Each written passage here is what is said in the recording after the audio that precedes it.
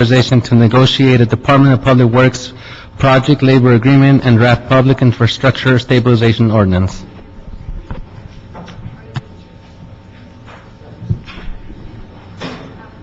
Okay, do we have any cards on item number 1? Okay. Richard Slauson?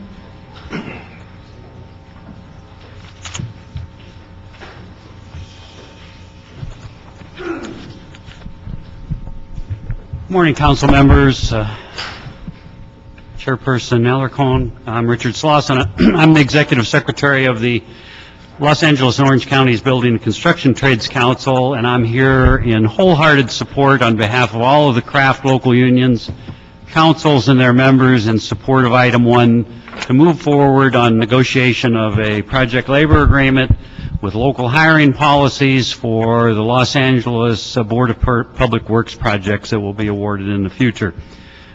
We have had great success working with the City of Los Angeles in creating job opportunities for citizens, for taxpayers in the city.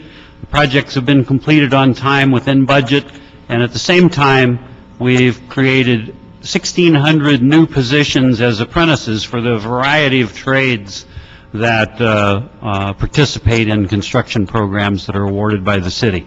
We're very happy that the City Council is involved and helping to move this agenda item forward. As I said, with the success we've had in the past, we know we will have great success in the future. There has never been a time in my history in the construction industry, which goes back, I'm almost embarrassed to say, over 50 years now, that we have seen unemployment as rampant and as widespread as it is today in the construction industry. There are thousands of craft workers, both skilled and in training as apprentices, many who have come in to apprenticeship under the agreements we've had on individual projects in the past. Negotiating an agreement for the Board of Public Works projects citywide that will cover projects for the next few years will give all of those, especially young people in the apprenticeship programs, the opportunity to continue their employment and career in the construction industry. We're very hopeful that this committee will approve it and move it on to the full City Council for a vote. I'd be glad to answer any questions that you might have. Thank you, Mr. Slauson. Do we have a representative from the Board of Public Works?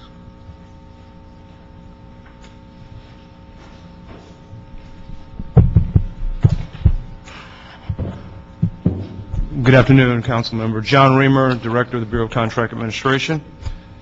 What you have before you is the ordinance that is going to allow the City of Los Angeles to affirm the fact that in order for us to successfully achieve local hire in the construction industry, we need to utilize the mechanism known as the Project Labor Agreement. We have been, and I have for you to review our last quarterly report, we in Public Works have been utilizing project labor agreements for the past 10 years now to ensure that our projects are delivered in a timely manner, to make sure that they are constructed safely with quality work, and also to afford an opportunity for the men and women in the City of Los Angeles to gain a pathway, if you will, into a career that will not only provide for them, but will also provide for the city. So the title makes absolute sense with respect to a public infrastructure stabilization ordinance, in that we believe that the infrastructure is not just made of brick and mortar, but it's also made of flesh and blood. And so this is an opportunity for us to ensure that the men and women who are working and living and recreating in the City of Los Angeles also are participating in the efforts.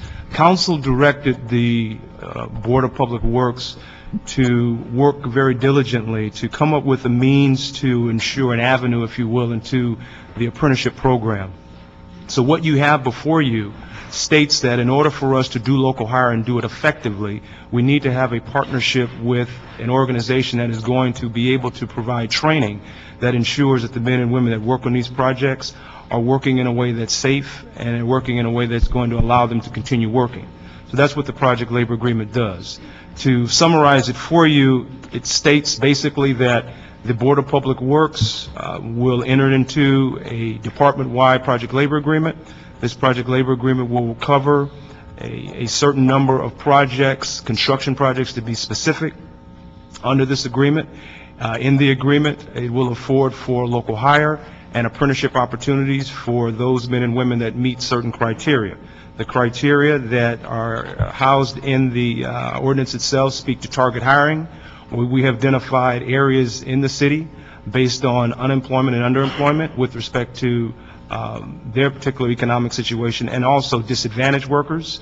Those men and women in the criteria is also listed that meet those criteria. I just wanted to ask you about this, the apprenticeship minimum. And, Mr. Slauson, you can weigh in on this also, if you choose. We're asking for a minimum of 20% apprenticeships, but I'm a little confused because the average for the projects has been 42%. So, is there some reason why we're halving what our normal average is? Well, let me ask Mr. Slauson first on that question before you. Okay. Well, state law requires a minimum of 20% apprentices on a project, and also a maximum of 20%. However, some trades have higher percentages, at least at the beginning of a project, where there might be a 1-to-1 ratio between a journey person on the project and an apprentice. We've targeted 20% for a minimum because we want to be successful in this, obviously, and we don't want to set a number high where on some project we may not meet that. So basically, if there are more apprentices that are allowed by state law and the approved apprenticeship standards for a particular trade, then it would go higher than that. Okay, but we want tradespeople. We want journey people on these jobs. Well, you have to have the people that are already trained to get the job done. Remember one thing about all this, and that we're all involved in the construction industry. The city as an owner, the contractors to build the projects, and the tradespeople to participate in that construction. And the first and foremost, we still, with all of the project labor agreements and local hiring and the rest, our main purpose is to make sure that the taxpayers get a good return on their investment through the completion, on-time completion, and within budget completion of the projects. Okay. What I'd like to do is I'm okay on that. Don't worry about it. I just wanted to clarify just a little bit. Okay. Mr. Slauson is absolutely correct. The 42% that you're reading represents the number of apprentices, or the percentage of apprentices that live in the city of Los Angeles. Oh, okay. And one of the negotiating points that we have is to establish, of the 20% of apprentices, because Mr. Slauson, again, is absolutely correct, we do not want to exceed the number that's allotted by state. Of those apprentices, we want to maximize those apprentices that live in the identified target areas in the city of Los Angeles. So the 42% there that's housed in our board report reflects what we have done historically on our project labor agreement. So again, that's due to the trade's effort of stepping up and working with us.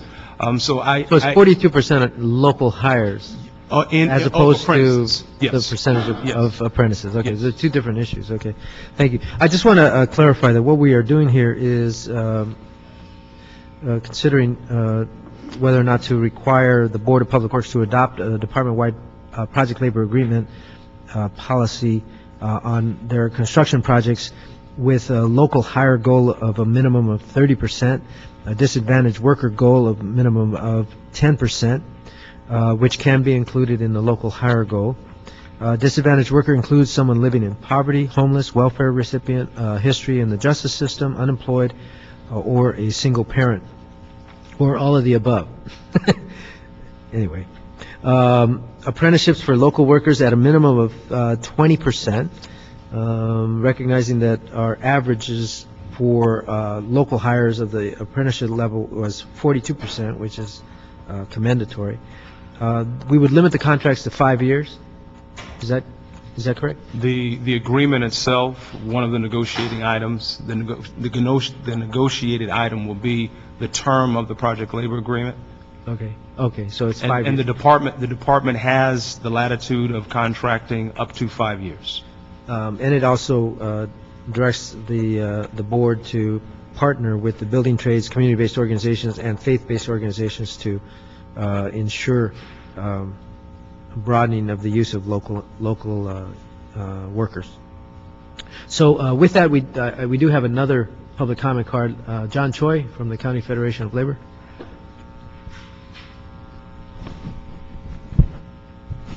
Good afternoon, committee members. I just wanted to also lend, John Choi speaking on behalf of Maria Elena Draza, the Executive Secretary Treasurer of the LA County Federation of Labor. Just wanted to lend the Federation's, the LA Fed's voice of support of the Building Trades Council and also for moving forward with the agency-wide PLA and Project Stabilization Ordinance. Just wanted to put our support on the record. Thank you. Thank you. Members, this motion was introduced by Perry and Smith back in April of 2009, and first of all, let me apologize. I didn't realize this was in my bailiwick, and I would have got it out very quickly had I spotted it. But we're getting it out as soon as I spotted it.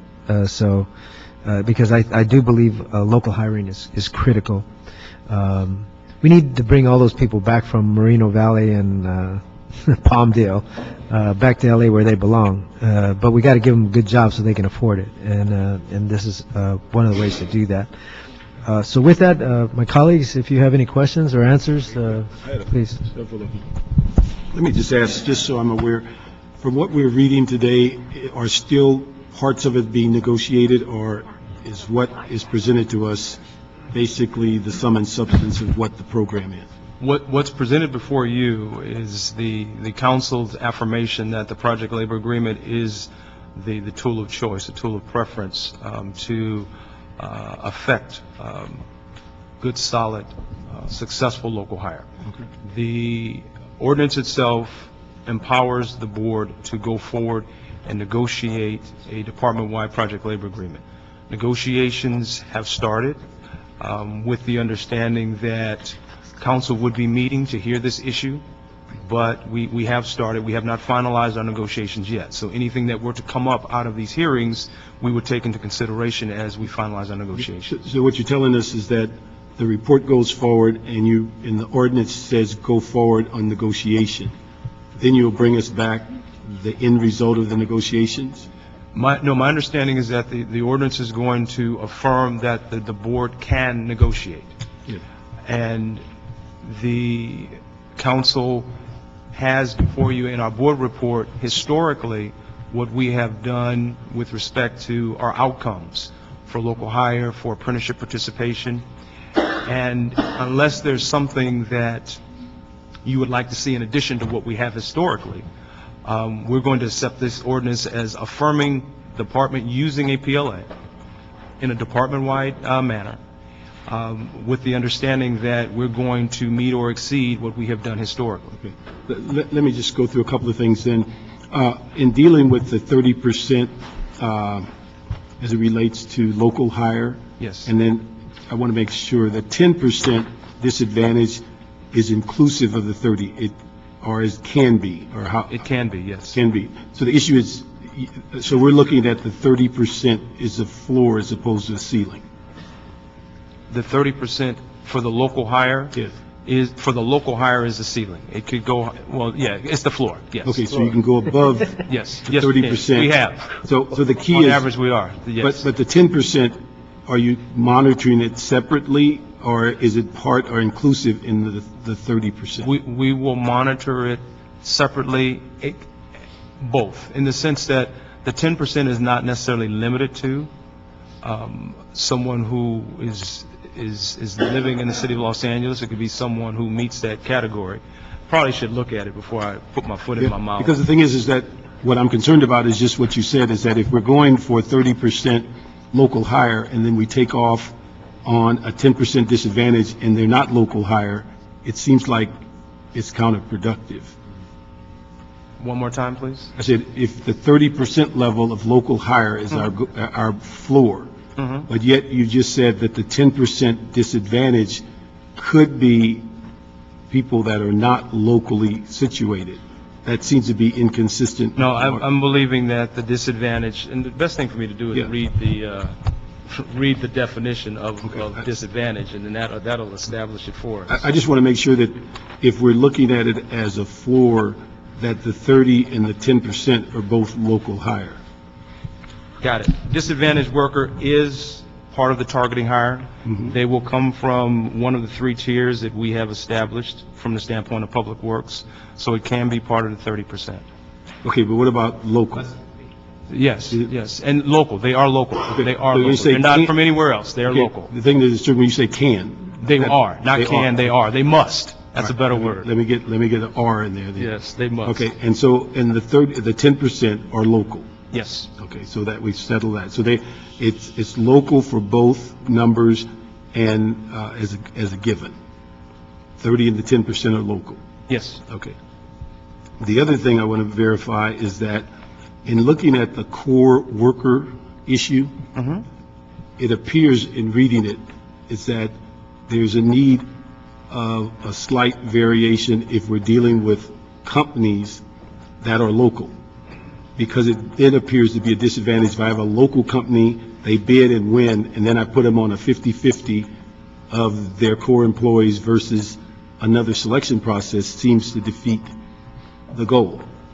And it would appear that if you are a local company that wins a bid, that you'd be treated differently than a company that is outside the area where you're forcing them to take local employees when the local company might have all local employees.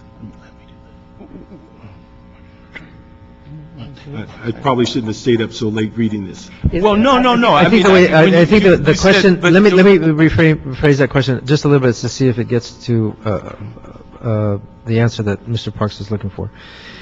This local hiring requirement of 30% is on a project-by-project basis, or is it as a total of all the projects? No, it will be on a project. It's a project-by-project basis, Yeah, but the so... core, I want to get to the core deal, because it looks like you're disadvantaging local companies. If I own a local company and I have 40 employees, Right. and you're telling me that I win the bid and my core employees can only be 10, and someone else is going to bring me another 10. I'm saying all 40 of my employees are local. Why would I be disadvantaged because I live in the city? And you would clearly want to force an out-of-the-region employer to go 1-for-1. But a local-based person is paying their business tax, hiring their people from the core of Los Angeles, paying their light bill to DWP, so they can transfer their money to us. But they could be 100% local. Well, not. That's not excluded, right? No, that's not. Are what they it said. excluded from being 100% local? No, there's no one excluding them. I mean, but it doesn't say that. It says if you are able, it doesn't exclude or give a preferential treatment to a locally based company. It just says if You're right. you have a company and you want to take your core employees, you get to pick one, someone else picks one. What I'm saying, it seems like there has to be a slight deviation to say if you are locally based, you're treated differently than a company that's outside the region. And if it doesn't say that, then it's up to interpretation. The core provision is for the purpose of allowing a contractor to utilize their, and I'm going to abuse this word, their core team. I know, but if my core team is locally based and I'm a local contractor, you then are diminishing my efforts by telling me I have a max that I can bring from my team because somebody else is going to give me the other half of my workforce who are locally based, but they're not part of my team. Can I add something to the conversation? Number one, the differential between core and using core employees and transferring employees is the difference between a union and a non-union contractor. The core language was added to make sure that non-union contractors could utilize their core employees on projects. But we also made the provision for core workers that the local hiring provisions applied to them. So you may have contractors that come from another area that would have core employees, but may not qualify as local, and therefore would not be on the project. So the local contractor who has core employees would actually have an advantage because he had core workers and could continue to use those on the project. I know, but what I don't want to do is limit a locally based contractor that has a larger group of core employees than it appears the way this is worded, that you say you only get a certain number and you don't use the rest of them because we're going to give you some other locally based people, but they're not part of your company. I understand what you're saying, but then you run into the issue of, are we going to utilize new young people and bring them in as core workers with companies that win LA City projects? And what we have arrived at on other city projects is, in order to do that, to utilize apprenticeship, where a local contractor is a union contractor and using both, he would be able to utilize any employee he wanted to bring to the job, also targeting first the 30% local hire requirement. The non-union contractor who did not utilize apprenticeship would now be included in the apprenticeship process, where he would be required to open up opportunity for local people as well. And it may be that if someone had more core employees than were to be utilized on the project, some of those employees may be utilized on other projects, because most of these contractors do not only have one city project, they have more than one. But in balance, it has worked where the core workers for a contractor are brought to the job with a mix of workers that are local from the local unions in the area, and where there are not sufficient local people available, then the input of new apprentices onto those projects as well. And it's the only way that it has worked. If we said that contractors just brought their entire crew, then there would never be an opportunity for new local people to gain careers in the construction industry. I understand. And all I want to do is make sure that if you have a local company wins a bid and they're paying their property tax and their business tax in their city, they should not be necessarily disadvantaged because of this one-for-one rule. And if you have a core of people that you work with and they work in the city and it seems like you've complied with everything, including you're doing more than the outside contractor by paying business tax and other things. Mm-hmm. So I just don't want a company that is a City of LA company to be disadvantaged because we're saying you have a core of people and that core on your day-to-day basis might be 40 people, but we're going to limit you to bring your core so someone else can give you local people to work with you. I could understand that if I came from another county or another city outside of LA. I can see bring your core, which is a smaller number, and then we will help you with local people to fill out your workforce. It doesn't make sense to me that you would do that with a local company that's already operational in the city of LA. That's what I'm. No, I understand, Councilman, what you're pointing at, and from experience, the only thing I can tell you is from experience it works the way it has, and the contractors have not been disadvantaged by allowing the participation of both core workers and other local workers that would be first sent to them, whether it's through a union hall or through the outreach program that the public agency has applied. But we will never get opportunities for other local young people to come into apprenticeship if we do not have. I understand that, but I don't want, again, the local company to be disadvantaged for that. So I'd like to throw that on the table when you are talking about the situation. How do we make sure locally situated companies are not disadvantaged because of the core requirements that's in the document? I don't think we have to write that in right now, but No, I'm it's saying- going to move, but- this motion is going to move on to Public Works. Maybe you can resolve. But he said if we give him stuff, he wants to take it with him, so I'm Yeah. going to give him all my stuff now.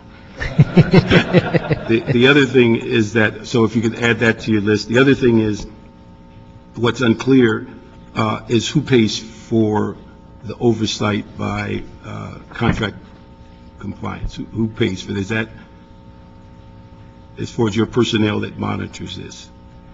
It's part of Is the it part, project. it's part of the contract? It's part of the contract. So whoever wins the contract, they then basically subsidize a position or so in your department to make sure it's monitored properly. No, we are already monitoring the project because of the fact that public funds are involved, certified payrolls must be provided, labor compliance enforcement is already a part of this. We receive the information that we need to verify that the contractors are in compliance. Okay, so you're on general fund, or do they pay anything as part of the contract? Excuse me? Your operation is totally general fund? No, it depends on the project. Okay, so, Some projects, this would be a general fund case, and other projects, it would not. It all depends on the funding source of the project. so if it's a general fund project, then you just use the personnel that you've been allocated? Yes. Okay, and so if it's a DWP project, they would pay, or how does that? I mean, I'm just trying to figure out where the funding comes from. Well, in this case, because the ordinance is going to cover upfront those projects that fall under the council control purview, this would be all projects that are awarded through the Board of Public Works. Okay. The projects awarded through the Board of Public Works that would fit the category of special fund would be wastewater projects. So any wastewater projects that we have, those are all special fund projects. So that's covered by the SCM fund. Say it's a bridge project, then that, even though we receive some federal funding, that does not fall in the category of a special fund. The project budget that's set aside for the cost of the project plus the soft cost of city employees is what we're using as our budget to cover the cost to provide inspection and compliance. Okay, I just want to make sure that if it's general fund, that we're not in a position to where we look up and these compliance issues cannot go forward because you're under managed hiring or something as it relates to the overall city's general fund. And so Understood. special funds are dealt with differently, but if it's strictly a general fund, a vacancy could mean that many of these things can't go forward. I would agree with you. The statement that was made in the board report and to the board was, depending upon how many projects we cover, and that would be a threshold conversation, and the depth and the type of reporting that the board would like to see, the council would like to see, will have a lot to do with what we're able to provide based on our staffing. Okay, but if you can keep an eye on that, because we just want to make sure we don't hear down the road that wasn't. The other thing I want to ask you is that once you get an approval of a blanket PLA, does that, you're primarily monitoring, but does that require each and every one of these contracts to come back to the board, or once we agree on a blanket PLA, it basically stays within your operation and move forward?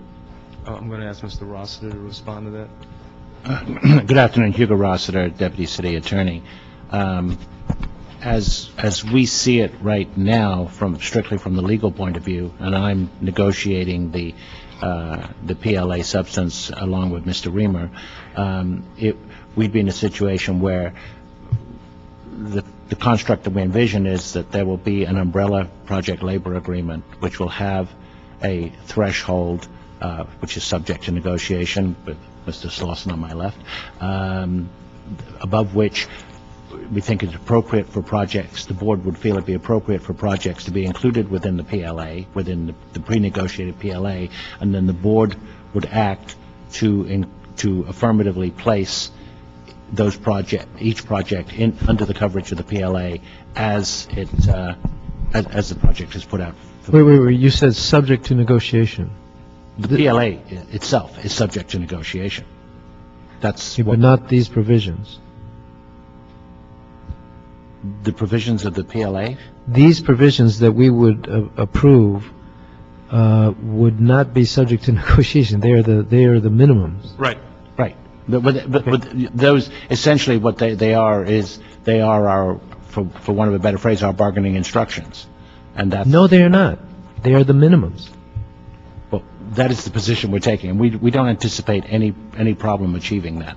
I mean, Mr. Slauson, I mean, if we pass an ordinance that says it requires the board to adopt these, adopt a department-wide PLA for construction projects that includes all these provisions, that would be the minimum, and there's no negotiation under that. So I'm not understanding when you say subject to negotiation. In a negotiation, you have, we understand that those are minimums, and that's the direction we're absolutely taking. But I have to, it's only, if nothing else, polite to defer to the negotiation process, that there are a lot of issues revolving around this. And it may well be that the numbers, for instance, the goals could be higher than you're directing, or in some manner. It's not a fiat. You could include that in the provisions if you want, but I just want to make sure that we never go below this. We're not going to. Okay, so I'm as respectful to the negotiation process as anybody, and I think I've demonstrated that. But these are the minimum. The numbers that we've talked that Mr. Reamer and you have talked about today that are within the ordinance have been in those numbers and goals that have been in each of the individual PLAs which we have negotiated over the last five Okay, years. just wanted to make it clear. Let me just ask you that, go back to that question. You said an umbrella. I just still don't understand whether, once we approve this, does it go to contract compliance and it's inserted on each contract, or does it go to the board and they approve it? How does that work? The PLA would be one document which would not change. Okay. And then as each project came before the Board of Public Works to go out for a request for proposal, then at that point the board, as part of that, would say the PLA applies to this project and is to be incorporated within the RFP. And then when they incorporate it as part of that process and it comes back for approval of the board, they then approve the project and the PLA at one time, and who monitors? Is that strictly within contract compliance, or does the board have a monitoring responsibility? No, we monitor. Okay. So, Contract compliance reports to the board. Yes. so what I'm trying to find out is that if they put it in the RFP, they have to then eventually approve the RFP. Yes. Yes. So they are approving the PLA and the project at one time. Right. And then the compliance is basically on the shoulders of contract compliance. Yes. Okay. Let me just ask one, you mentioned earlier on the terms, I thought you said the word negotiated. Currently, it's a 5-year term. Is there expectation that it's going to change with these PLAs? Currently, the board is allotted to enter into a 5-year contract. Okay, so it's not going to change, so that would be the max for these? That's one of the negotiated items as a max. Yes, we won't be able to go beyond 5 years. So when you say negotiated, it's already in play? We're negotiating it now. Right now, we're doing project by project PLAs, and we haven't had a project under a project labor agreement that has gone beyond 5 years. Okay, so is the game plan that the PLA that's universal is going to have a 5-year term? Yes. Yes. Okay. And then the other issue, I think I've covered everything but one. The other issue, and I realize this is up for negotiation and still being discussed, the threat, although you state in your report that you currently deal with projects 4 million to 240 million, it's silent on, is that going to be the universal number for these universal PLAs? And again, I realize it's being discussed, but I just want to throw in a couple of things that I'm concerned about, is that the issue of ensuring that the bottom threshold is large enough to where minority and female contractors that have a chance at these dollars, and also that hiring hall access has access to these types of issues. that we not narrow it down to where if you are a private contractor that you're getting tiny, tiny contracts and everything else is in the larger umbrella? So we've just not settled on your current threshold of 4 and 240 is not what's been agreed upon for this new process? The 4 and the 240 reflect how high we have gone and how low we have gone. The threshold number that we will discuss will establish the floor, if you will, with respect Okay, now when will that come back? Is that something that will come back to the council, or how does that work? it will go to the board. Yeah, the entire PLA with whatever numbers are arrived at will come back to the Board of Public Works for Does approval. it come to the council? As of right now, no. I don't believe so. I think it just goes to the board. Okay, so, I mean, is that what you're asking us to give them that authority to set those thresholds today?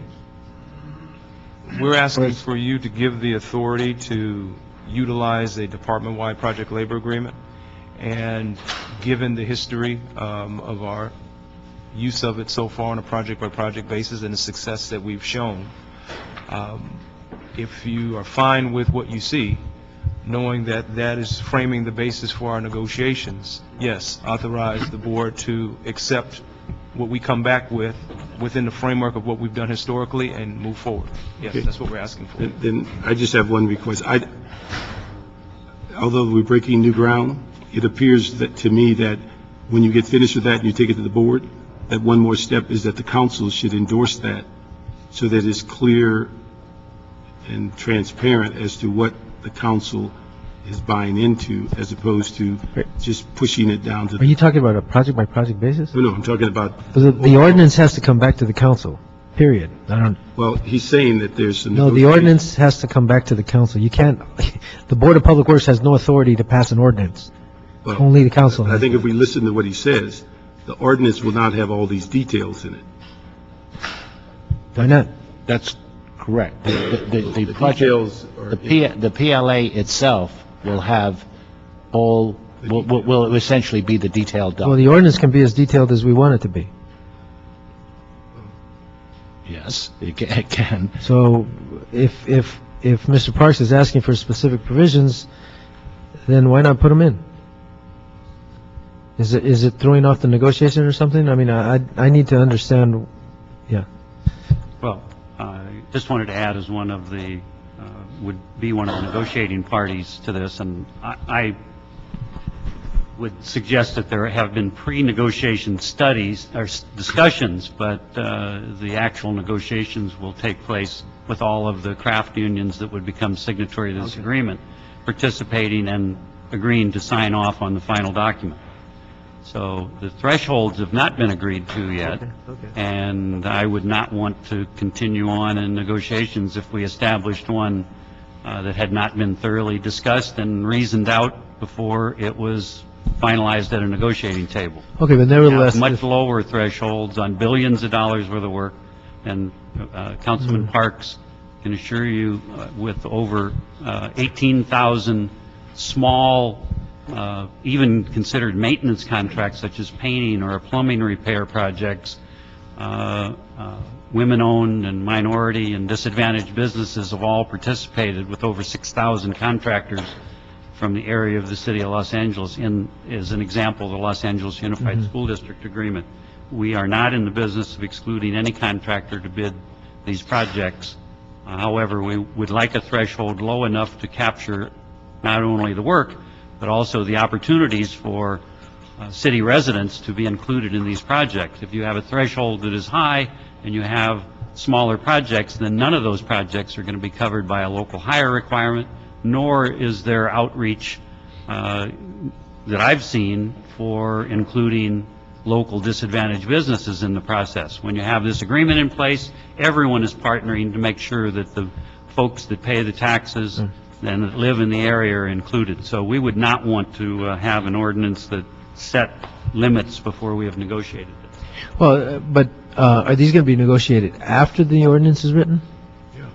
That I can't answer. That's I the thought question. the ordinance was moving forward to establish the bargaining authority of the city, and it was my understanding, and I'm not sure what will happen finally, that the final agreement would come back to the city council for approval. Well, we can make that part of the instructions out of this committee. I mean, Because that's what I'm trying to get to. why don't we just do that so we don't have to wonder whether it does or not? Yes. No problem. Is that what- Yeah, Yeah. because I think the issues, and what I was trying to get to 7 questions ago, was that we're giving you the authority to negotiate, but you're going to bring us back the final document, and that final document kept getting stuck at the board, and that's why I kept asking, why wouldn't we see that?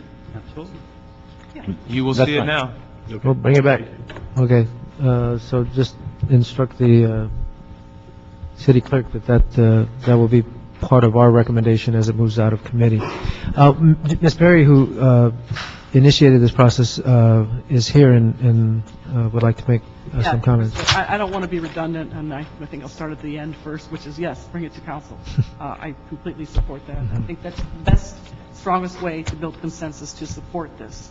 And thank you for acknowledging my work, because it went back to July of 2009 when I did the motion to get this whole thing started. And a lot of projects have been done with project labor agreements. I just talked to Mr. Slauson. He reminded me of some additional ones for the police headquarters just across the street, the Metro Detention Center, Hollenbeck Harbor, police stations, 8 projects in the port, fire station number 64, just to give you a few examples of projects that were done with PLAs, came in on time and within budget. So obviously, I think this is a good thing, and I think Mr. Reamer may have gone over the details with you already. But what I like about the Public Infrastructure Stabilization Ordinance is that it digs deeper than we normally do, to dig deeply into the demographics and the impacts of the residents that we serve, so that we can really get very, very specific about criteria for disadvantaged people coming from households that fall below 50% of the area median income, people who are formerly homeless receiving public assistance, and those who may have a history of involvement with the justice system. So I think this is a transformative effort, and I appreciate your support. That's it. Any other comments, Mr. Corcoran? Okay, Mr. Parks moves. Move. And there's unanimous support for this effort as it moves forward to Public Works Committee, and we'll see you at council. Thank you. Thank you. Thank you. Item number 2 is also a Parks Smith motion related to local hire. However, because the contract administration manages contracts for the entire city of Los Angeles, there really is no need for this kind of redundancy. And so we wanted to receive and file, we thought it appropriate to receive and file item number 2. Okay. If there's no further discussion about that, that will be the order. Okay, if we can move on to item number 3. Item number 3 is a motion, Perry Alarcon, to instruct the CLA and Bureau of Contract Administration to report to council on the certification for small local businesses.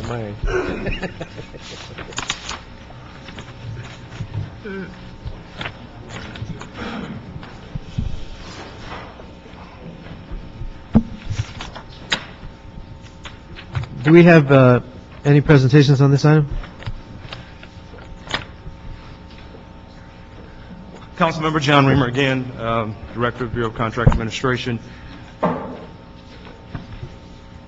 The concern had been expressed to Councilmember Perry's office regarding the small local business ordinance that the city currently has, and those small businesses that felt that they did not have access to compete fairly as they were competing against what's been referred to as quote-unquote virtual businesses. What's being passed to you now reflects a history of the small local business program in the city of LA, which began in 1980. And the program itself attempts to establish a preference for small local businesses, whereas this preference would take place for any contracts in the city, specifically those contracts awarded under a lowest responsible bidder category that would be the commodities and construction contracts. In 1980, when this ordinance was first penned, the preference was 5% for any contract under $35,000, and what that meant was that if you were a certified small local business and your bid were higher than the quote-unquote lowest responsible bidder, but within the 5%, you would not only receive the bid, but you would receive the bid at the price that you submitted yours. That was changed in 2000, that being the dollar amount, a recommendation went through in 2000, and it was effectuated in 2001 for that 5% preference to go to 10% and that $35,000 limit to be increased to $100,000. To date, we have 802 certified small local businesses. What we have attempted to do for you in the second page is break down some of the challenges that we face or we uncovered in looking at this situation. Small, as defined currently, is a business that makes no more than $3 million in a fiscal year. Local is a business with its principal office located in the County of Los Angeles. And with respect to preference, we have two documents that we refer to. The first is the charter, where the charter does allow the city to give a preference to those businesses that are in the state or the County of Los Angeles. And then under the ordinance, it codifies the rules governing the 10% and the $100,000.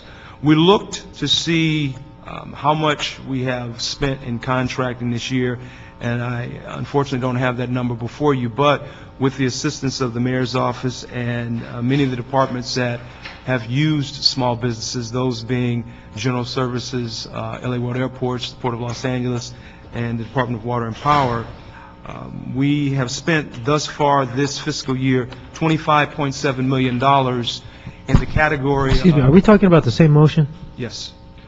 The motion is regarding how we certify, It is. not the provisions of certification, but how do we know? We don't have a physical inspection of the businesses, so, and it's right in the motion.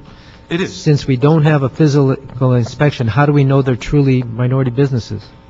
Or how do we know they're truly local? What happened, and I apologize for taking too long to get there, what happened was, in an attempt to streamline the process, and I probably should have streamlined this presentation,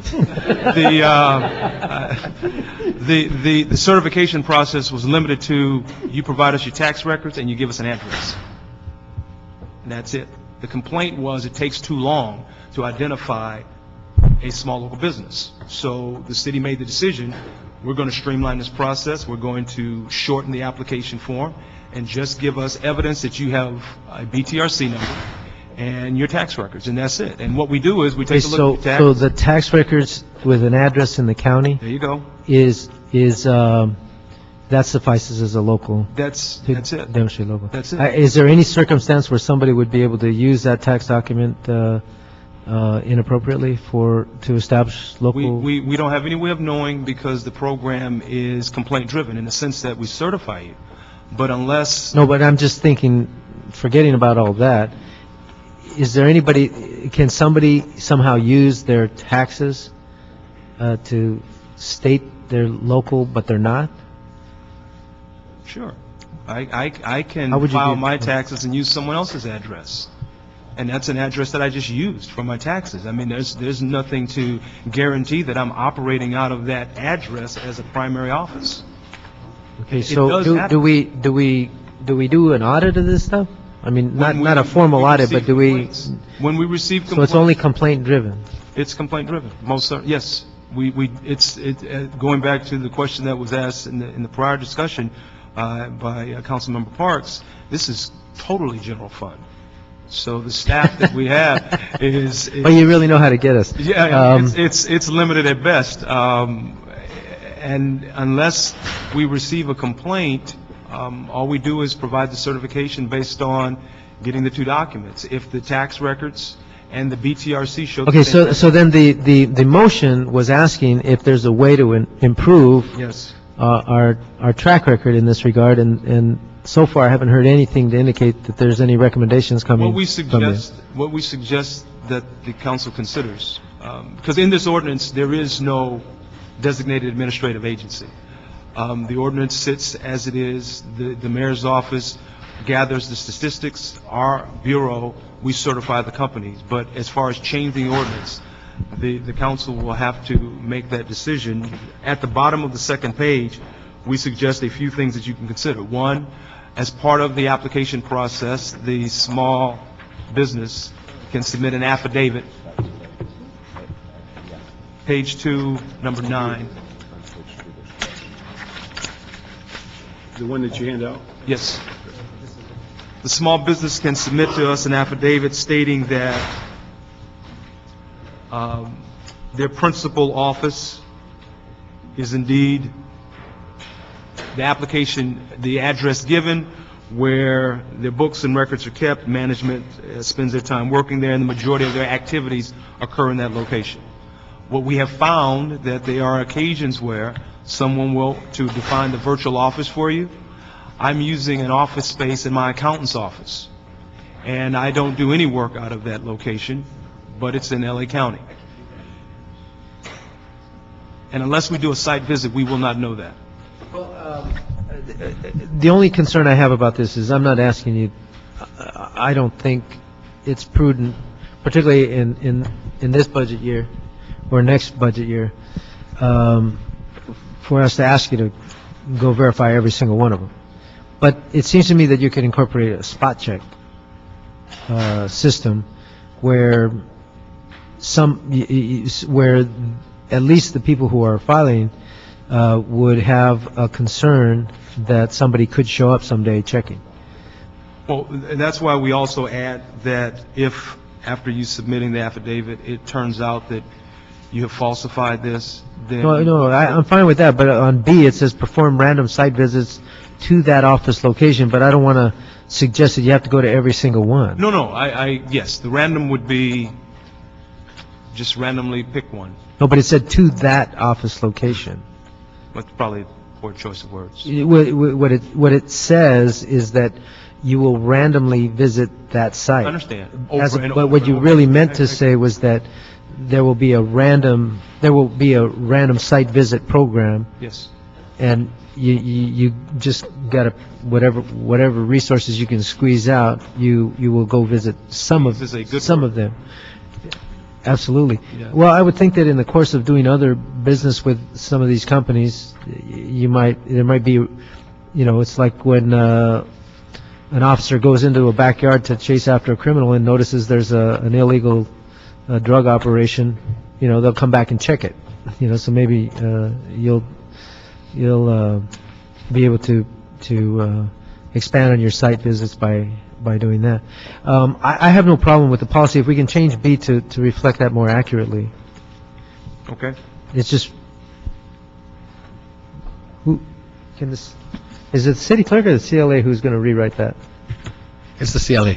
Okay, I'm sorry. So if you could just rewrite B, do you have it in front of you? Yes, I do. Okay, if you just rewrite B so that it's clear that we're talking about some limited site visits as opposed to making it appear that they would visit every single site. Because we just don't have the resources to do that. And even as the seconder of the motion, I could not encourage that in this budget year. Is there any more testimony on this item? If there is no more discussion, I'd be looking for a motion. I have two questions. Okay. Let me just ask, so I'm clear on it. How closely do you work with Department of Finance in the fact that they go out and inspect and audit businesses all the time? Oh, we work quite intimately with them.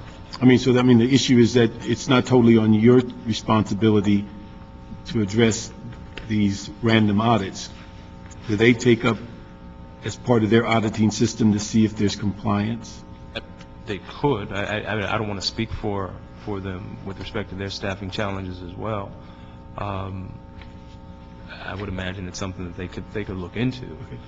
They wouldn't know where to look. We have 802 certified firms I mean, but they're getting business tax generally Yes. from a lot of them. Yes, they Or are. at least they're getting, should be They getting should. registrations from They should. all of them. Right, yes. Okay, and then they're getting business tax Yes. for some. Yes. So one of the things, I'd like to see if we can incorporate them into your process to see how, between the two of you, that we basically are sharing responsibility and information, so that if they're auditing and going to the scene and actually collecting business registration, that We they don't have. cross paths. I Yeah. agree. Okay. The other one I was going to ask you, I guess it's 2003 or 4, when we added the word local to this process. At that time, it was a suggestion made that the 100,000, it was not viewed as being significant then, and it's probably less today. The one way we can make sure there always will be a small business is to let them apply for $100,000 or less. And it appears that 100,000 has outgrown its usefulness. Do we have a better sense of what would be more reasonable in the sense of a dollar value? I don't know that it has outgrown its reasonableness. Of the roughly 2,000 contracts that we were able to identify, 25% of the certified firms actually worked on those contracts at an average of $12,000 per contract. I know, but I'm saying, would they have the capacity to grow if allowed to bid on a $300,000 contract with the same guidelines, or $500,000? I mean, the part of the whole issue, I think, for us in business is helping new businesses come into play and helping current businesses grow. And part of helping them grow is the reason I think you coordinate the issue of bonding to help companies get bonding when they can't comply. Well, it would appear that if you are giving companies the ability to bid on a $100,000 contract with these kinds of incentives, if you raise the bar, you might help them grow from a small company to a mid-sized company and things of that nature. And so that's what I'm saying, whether the 100,000 really helps them stay small. There's no doubt in my mind that there is a desire citywide to explore a more aggressive use of small businesses. Many of the agencies in the state, they have gone away from a dollar amount from the standpoint of when does it kick in to a cap from the standpoint of how much preference they will give. So you have some cities that will give a $50,000 cap, and there is no limit with respect to where that small business can engage and obtain the preference. But the preference will not pay out more than $50,000. So in that sense, that's one approach that we can explore. The other is, this limits it to primes only, and that the preference is going to be given to a prime. Many of the cities and other localities have said, not only will we have a percentage, but a preference, but we want to have a percentage, in that a percentage of our spend will go towards small businesses. Now that brings in your subcontractors. And so the prime is not the only one that will benefit from this, and you can expand your dollar spend across all the departments by doing that. It would be something similar to saying, in public works, we have a mandatory subcontracting minimum. You could have a mandatory small local business minimum, where you say 20% of your spend will go to small businesses, and you can also still maintain your preference. So your subcontractors will benefit in helping a department get to that place, and then your primes still have an opportunity to compete, and on some of the smaller to mid-sized contracts, be successful in becoming primes, because they will still want that option. Because I think the whole issue for us would be that they perform. And so the $3 million level of whatever they make, we know they're paying business tax because you have to pay business. So the key is, what I'd like to see is there's some way that we can alter that 100,000 that's been there for, a decade or plus? Yes. And look at ways that we can help small businesses become medium-sized businesses and new businesses incentives to where they can look at a larger piece of the pie. I don't disagree with you. I bring up the cap because I recognize, due to our economic challenges right now, that currently we are saying, in essence, with our small business program, that we're going to pay $10,000 more as we utilize our program right now. But I think on the other hand, we just had a program that says if you're a really good business, we can come in for 5 years, 3 years, and pay nothing. So I mean, the issue is that they're going to hire people, and those people are going to buy stuff, pay Yes. parking. Agreed. And business, then there's no money we're losing, it's money maybe we're not getting, but there's no money we're really losing. So I would just ask two things, that there's a way that you can find a way to merge with a more of a relationship with finance, and if you could bring us back up, and this is under your purview, right? No. Who would that be under? It's not established in the ordinance. Okay, but I mean, for a small business, or who, We just certify. okay, but who manages it? Is that business? The ordinance does not have a designated administrative agency. Well, but the motion is contemplating changing the ordinance.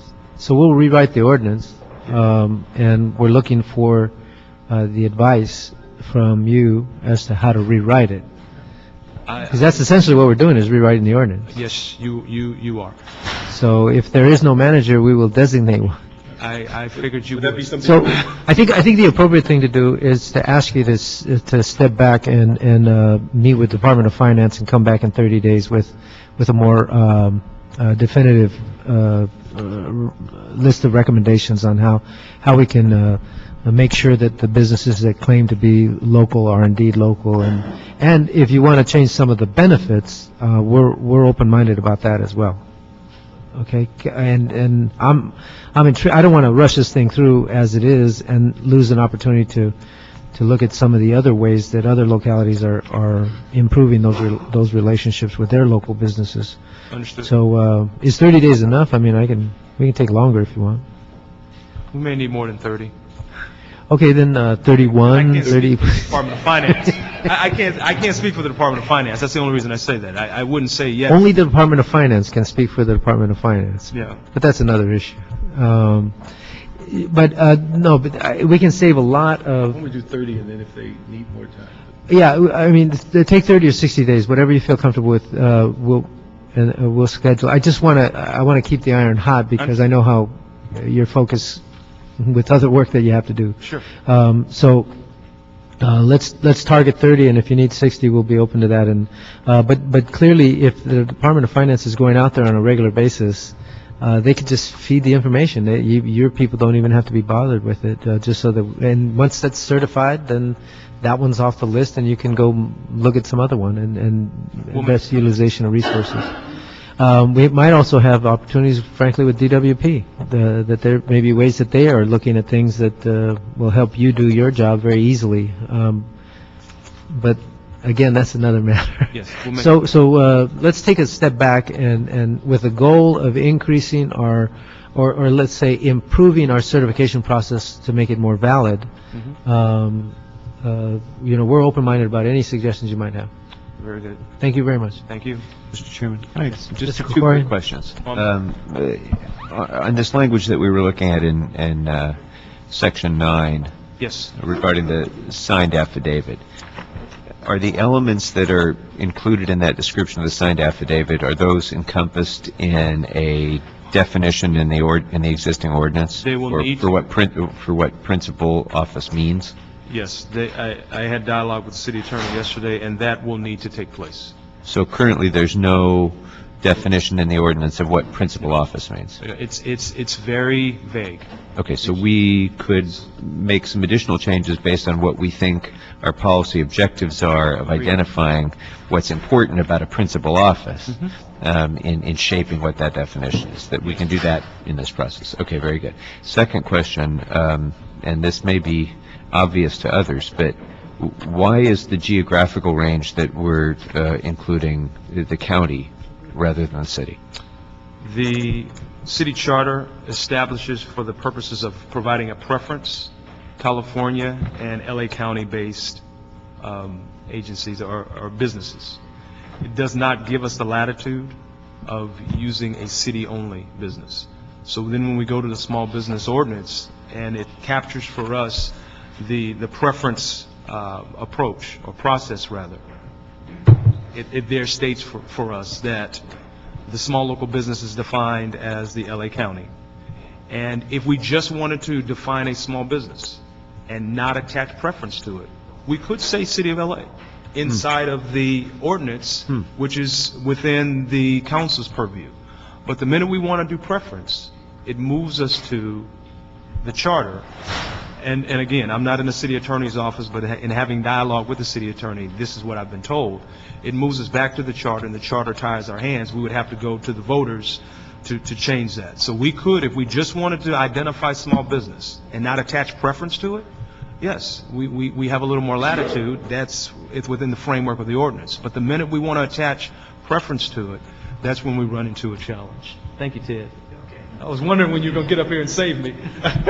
Say city attorney enough, then I'll come up. Ted Jordan, Assistant City Attorney and Public Works General Counsel. John's right. It comes down to Charter Section 371. Our basic framework in the charter is you award contracts to the lowest responsive bidder, period. So it goes to the low price. That section of the charter, which sets that rule, also provides that, notwithstanding the provision of this subsection requiring award to the lowest responsive bidder, a bid preference can be allowed in the letting of contracts for California or Los Angeles County firms. So it was embedded in our charter, the requirement to award the low bid, and also the exception, which is California or LA County. But you said responsive bidder. Responsive meaning you have set out a specification for. Well, if those specifications include local preference, then how they would have to be responsive to that established preference. Well, you wouldn't be able to use the bid specifications to subvert the other limitations in the charter, which are California and LA County. So it would render that section that limits it to California and LA County surplusage if you could just put into your specifications. Okay, I'm not exactly sure what you just said, but I'm not trying to subvert the county or the state or whatever else people accuse me of trying to subvert. But Or just being a subversive. Bad choice of words on my part. yeah, I just think that if in our bid process we specifically suggest that there are local preference based on what you said, responsive. If we're saying that one of the requirements is local hiring, nothing you have said has told me that we can't do that. Okay, local hiring is different than what we're talking about here, which is the bid preference. Okay. So the bid preference is just looking at the price that someone has. The bid, the amount. The bid. Yeah. And saying that if you are a local firm, you will get basically it's almost like a credit. Mm-hmm. You bid $100,000 and you're a local business that qualifies, then your bid is treated as $90,000 or 10%. But if the bids are relatively equal, could we consider local? Well, you award to the lowest bidder. But if the bids are equal, the lowest bids are equal, could we give local preference? Well, that's an interesting question. Two bids come in at exactly the same dollar amount. To my knowledge, that has not happened, and we'd have to actually look at that. But if you talk about two bids and one is a small local business. We've had a lot of experience on that in the university system, and the answer is yes. In the university system, if there are two equal applicants, and then, in fact, I think we've done it in police hiring, where if there are two equal applicants, we can consider affirmative action. Understandable, but we're talking about bids where we're only... Okay, not affirmative action, but we can consider other factors. Okay. When we do an RFP, a request for proposals, price is only one factor. There are other factors. When we're talking about bids, we only look at the dollar amount. If the lowest bid is a D- contractor, they have not been debarred, they get the contract because we award based solely on price. And our ability to deviate from that provision where it's based solely on price is embedded in the charter, and it can only be for a California or Los Angeles County firm. If we want to give a bid preference for change the charter. City of LA firm, you've got to change the charter. You said silly. I got to the first time. That was a Freudian slip. So. Is that helpful? Okay, we're going to have this matter come back in any case, we always have these discussions, right? We do. Every couple of years, we have to have these discussions to remind us that, you can't do that, okay. Happy to be part of it. Yeah, but come back with other recommendations relative to local preference. Thank you. Okay, moving on to item number 4. Item number 4 is a report from the Department of Water and Power relative to DWP's low-income discount programs. Good afternoon, council members. I'm Lance Brown. I am the Director of Customer Services for the Department of Water and Power, and we're here to give you an update, and I'll start with that. Nikki Onamine, Assistant Director, Customer Service.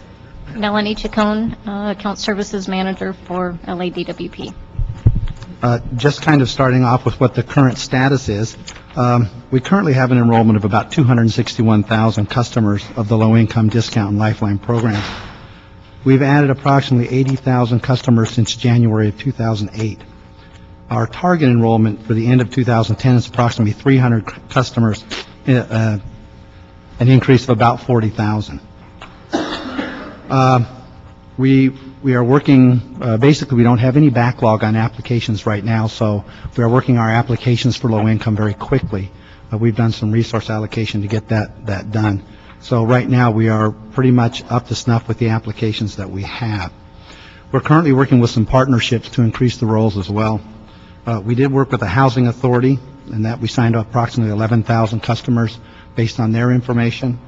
We worked with LIHEAP, or the Low Income Assistance Program. We signed up about 4,500 customers in working with their program. And we're currently working with the gas company on their database of low-income customers. They've given us about 240,000 customers that are on their low income, but that still has to be filtered some for some overlapping areas for their service territories and our service territories, and try to come to that. But it's a possibility, just kind of an estimate, that we could get up to 100,000 from that list to put on the rolls of low income. So we're working with that right now and seeing how we can have that happen fairly quickly. Obviously, there is a cost to the program, but what we're looking at right now is getting as many people on the rolls as we can. We're doing a lot of outreach. We obviously outreach through our own areas. We have it at all of our 14 district-wide offices and payment centers. We do provide all new applications. Anybody who applies for service, we do give them a low-income application in the welcome package that they get. We do advertise it a little bit. Our advertising budget is small, but we do have it on the back of some of the MTA buses and other things like that.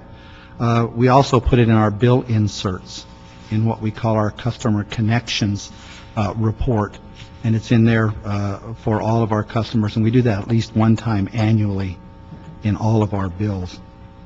We have worked with some other outreach issues and working with some other groups, but we're going to continue in those outreach areas for now. So at this time, we are just working to increase the rolls. Okay, the 100,000 that you mentioned that you're taking on from the gas company's information? The possibility of up to 100,000, yes. Okay, so you're just going to recognize their list? What they're going to do is they do provide some information, so we will be looking at that. We want to make sure that the information matches what we do require in our documentation, so that out of those 240, we feel that there would be at least about 100,000 that would qualify. Okay. In addition, but some of theirs are already in your... Oh, yes, absolutely. Now, this has been filtered so that it's the ones that are left, if I'm not mistaken. These are ones that are on theirs but not on ours. Okay. Now, what is my understanding is the percentage of people who qualify for the discount rate and who are in the system is 45%? That are in the system? People who are eligible for this program, but who have qualified for our program is 40% of the pool who are eligible. Done on the study that we did before, it's over 50%, but yes, it's somewhere, was it 480,000, I believe, for the city? Total potentially eligible? Yes, that are eligible, or that may be eligible. Okay, 480, and you've signed up how many? We will have 300,000 by the end of 2010. Okay. Now, How does that compare with other major utilities? I'm sorry. Okay, once we have 300,000 people on our low-income and lifeline, we will be running at about 56%. And the gas company is at 90%. Right, but if we compare ourselves to SMUD, which is more similar in terms of how they sign people up for low income, they're at 59%. Another municipality is about 60%, yes. Now, you have to remember, gas company also have a component which is self-certified, so people can actually come on the low-income program by a self-certification process. We certify customers up front. Yes. Up front? Right. Yes, We ask for the income documentation up front. information. And of the people that apply for our low income, of the people who send those in, even the original applications, about 86% of those people do end up qualifying. So the people who are sending us a lot of these applications, 86% of those that do provide an application are accepted into the program. So how are the other municipals doing? How's San Diego doing? It kind of varies. Some of the municipalities, especially SMUD, and that's kind of who we benchmark ourselves against Because they're the lowest? Or No, because of their size and the municipality that's run. Sacramento compared to LADWP? Well, their processes in that they're a municipal utility. For instance, Edison does all self-certification. If you call up and say, I should be on the low-income program, they do put you on the low-income program. They don't require any documentation per se. Go ahead. Well, they will take proxies for being low income. In other words, if the individual says they're participating in another program, then they will take that as, and put them on their low income. Such as what other? So we don't take any proxies whatsoever? No, what we're not. If somebody's getting welfare, we don't take that? No, what we did was we worked with the Housing Authority and the others to determine who the low-income customers were. The others meaning department agencies, yes. Could you remind me who are the others? I mean, it's not the county welfare agency. I mean, no, the Housing Authority. If somebody's qualified for the WIC program, that's not good enough. I don't know if we reviewed that. I will have to check. But if someone else is getting it from something else like the gas company, that's why I believe they will qualify or may. Is there anything that prohibits us from allowing somebody to use their WIC documents to qualify for this program? We're operating under guidelines that we've been provided where we are supposed to take up front verification of income from the customer. So a WIC document would not verify that they are eligible? There are certain limited proof of income that we... Oh, come on. You're telling me somebody that's on the WIC program is not eligible?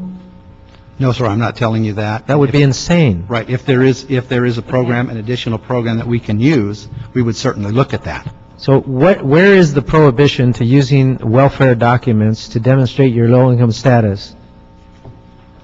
Where is that prohibition? There is a prohibition only for us in the fact that we have a criteria of what the customer has to meet under the current policy. Who makes that criteria? The criteria was made a long time ago by senior management and our board. So DWP chooses to not use this information. Councilmember, Wendy Yancey with Water and Power.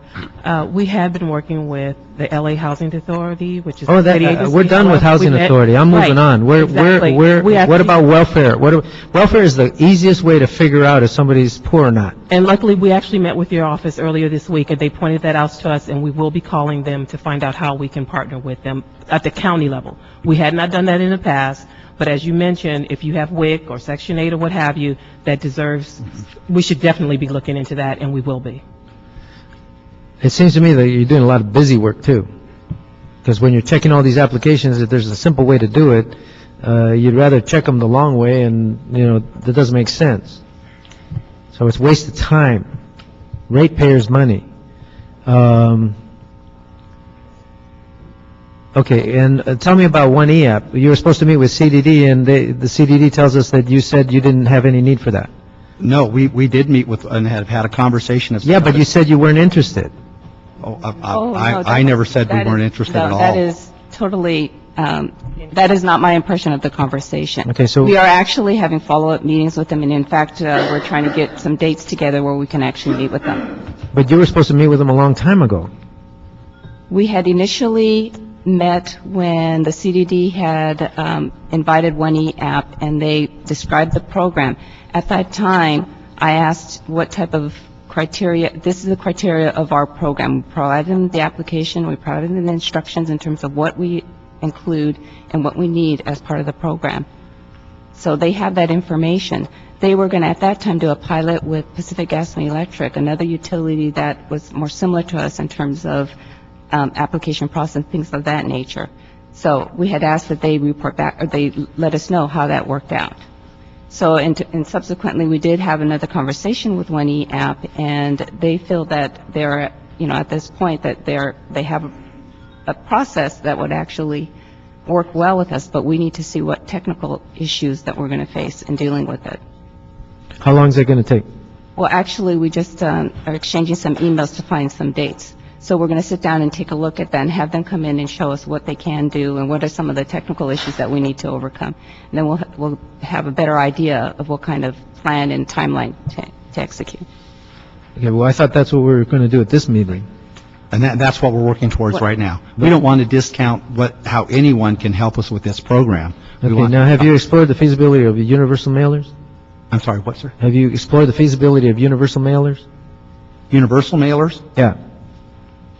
The gas company sends this form out Yes. to every one of its customers saying that you may be eligible. Right. And that's why we can do an individual mailer. Yes, they are expensive, but we can do one of those to all of our Not too electric expensive for the gas company. No, sir, it's not. But they're about $600,000 a mailing for us for our electric customers. But we do provide it in. But you do mailings every month. Well, we do bill mailings every month, yeah. Right. Right, and we do put it in the bills. So I'm saying what in the bills? We do add This low-income- application you put in the bills? No, we do not put the application. I've never seen one. Well, what we do is we send it out with every new applicant that signs up for us. Now, we can certainly do a universal mailer, yes. Yeah, because people's lives change. People that were unemployed last year or were working last year are unemployed this year. Right. Circumstances change. Right, I agree. And they qualify this year, and in fact, in the last couple of years, we've had a tremendous growth of people who are qualifying. Yes. But they're under the old billing system because they never moved. Right. And they never did anything about it. We do hand them out at our service centers. We take about 2 million payments a year at the service centers, and we do hand them out there, and we do hand them out at other areas within the city. What about job fairs and targeting newly unemployed? Have you worked with EDD to identify who you could send mailers to? We have, and we're actually working with the Department of Aging as well, and so we have met, we go out and have a representative there to help us, residents actually fill the applications out as we're there, and they bring them back to the office and process them either that day or within the next few days.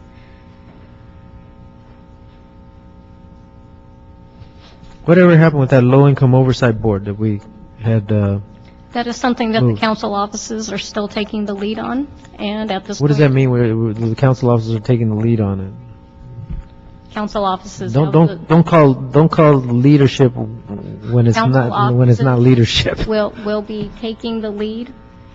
Wendy Yancey, Water and Power. Councilmember, we are working with the CLA, and we have yet to compile the list of representatives, but we're still working on that.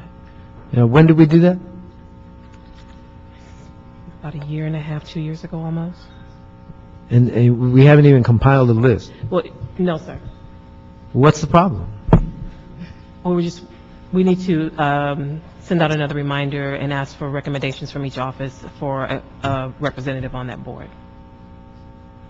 So you have meeting dates, or what? I'm not getting a clear picture here. What? Well, at the moment, no, we don't have a meeting date. So why would anybody send a representative to a meeting that doesn't exist? Excuse me, Councilman, I believe the CLA and the CAO have been meeting with council offices already.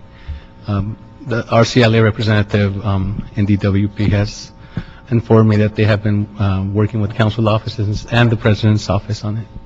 And what are they doing? I'm not sure at this point. I'm just...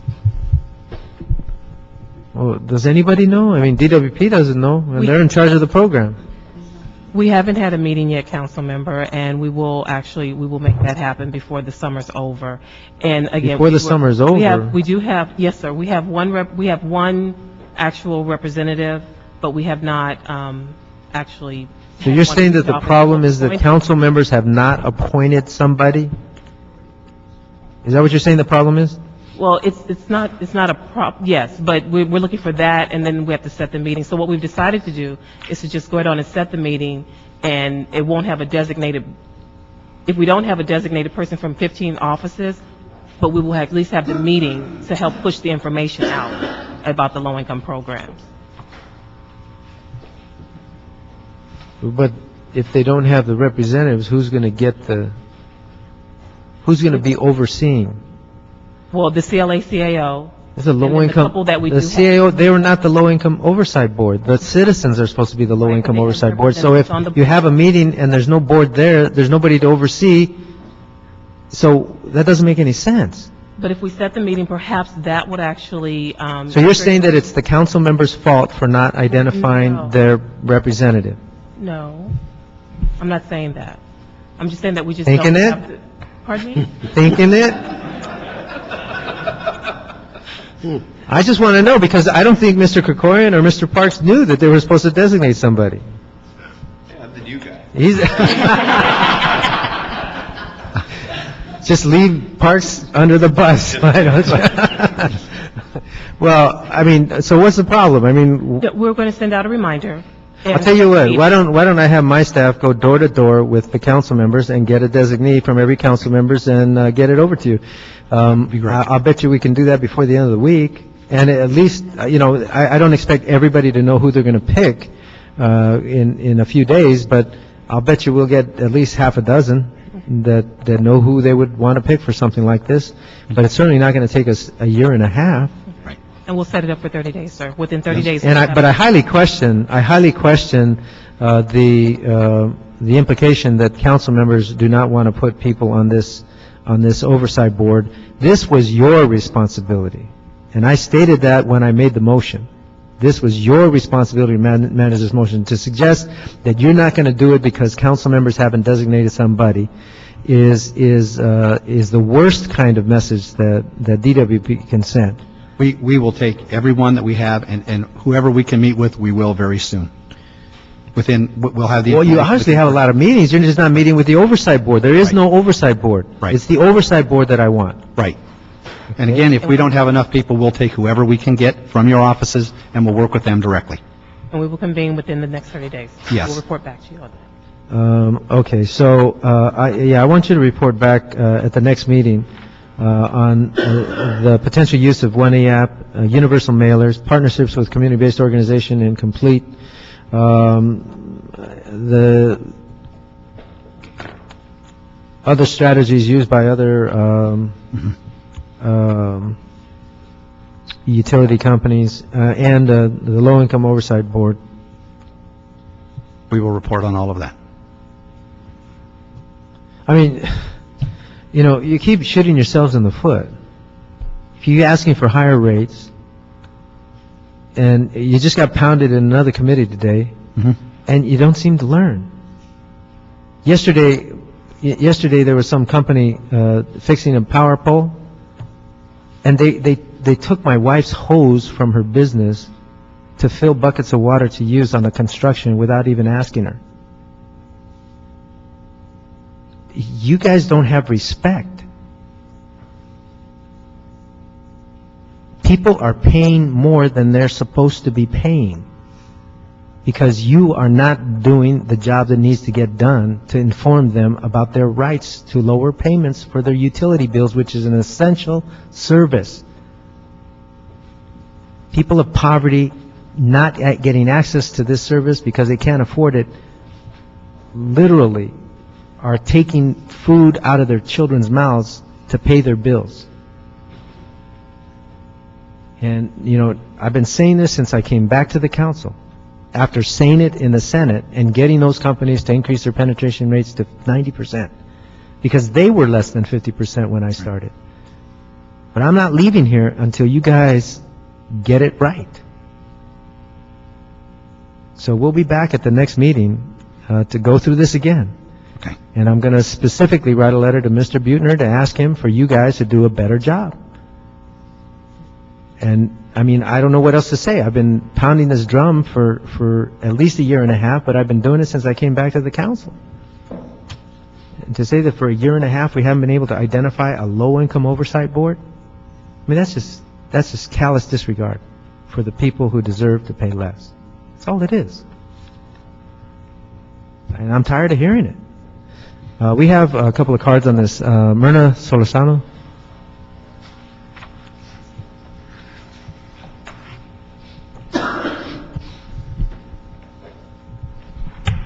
Good afternoon. My name is Myrna Solorzano. I'm a resident of South LA. I live in an apartment complex. I'm a single mother of 3.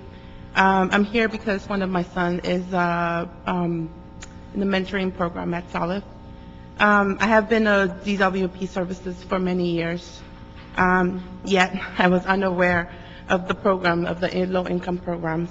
Mind you, I'm very involved in the community with the different organizations, and I also speak English, which does not mirror the, some of the people in the majority of the families in my community. My bill is constantly, every 2 months, constantly high, and I struggle to make my ends meet with my 3 kids. Just the other day, I was talking to one of the teachers, my son's teacher, and she was telling me about the appliance, that the DWP were giving away, and I was not aware of that.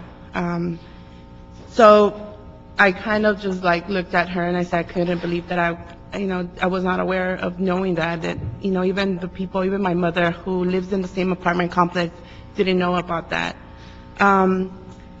Yet until recently I was unaware that the program existed for the families in my community. I guess what I want you to remember is that one, these low-income programs should target the residents of apartment complex, not the landlords, because then the information is lost. 2, a lot of the Latino community in South LA who are older, pretty much like my mom, and some of the family members do not speak English and the first language is Spanish, do not know exactly what are the programs, the low-income programs that are available to them. And exactly, the green jobs that are available to the students or to the youth. Also to educate the residents in regards to this in both languages, English and Spanish. Thank you very much. Thank you. Carlos Vaquerano.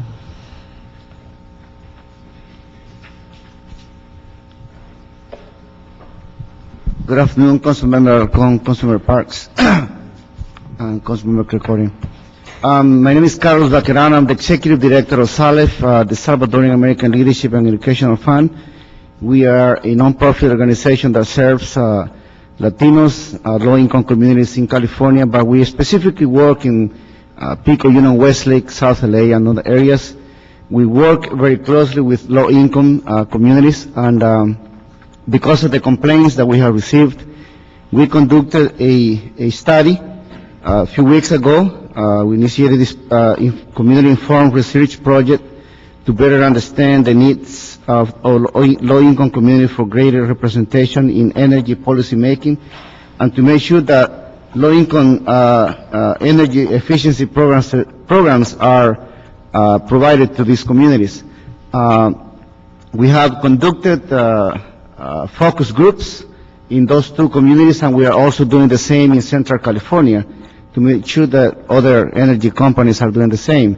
So when I heard, your comments, I am very concerned about the fact that these programs are not being provided the way they should. Many people of our communities are not aware. We have been working for these communities, personally been working for about 30 years, and I wasn't aware of these programs. I'm not sure about what you're doing in terms of outreach to these communities. We do a lot of, organize a lot of programs, a lot of community fairs, and I never seen DWP. In the past, about 10 years ago, we used to partner with DWP, but not anymore.